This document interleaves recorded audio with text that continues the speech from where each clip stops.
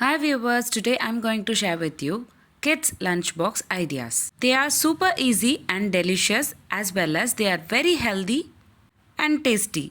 I'm going to share with you 7 lunchbox ideas today. First lunchbox idea, corn, rice, ghee idli, 1 banana. Second lunchbox idea, bread slices with peanut butter, sapota chiku, cabbage fry mixed with rice.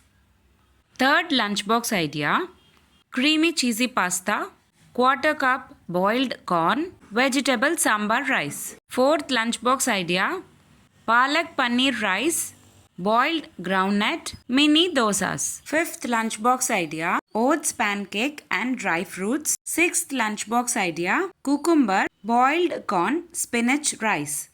Seventh lunchbox idea, paneer biryani, apple, banana. If you like this video, please give a like and share to your friends.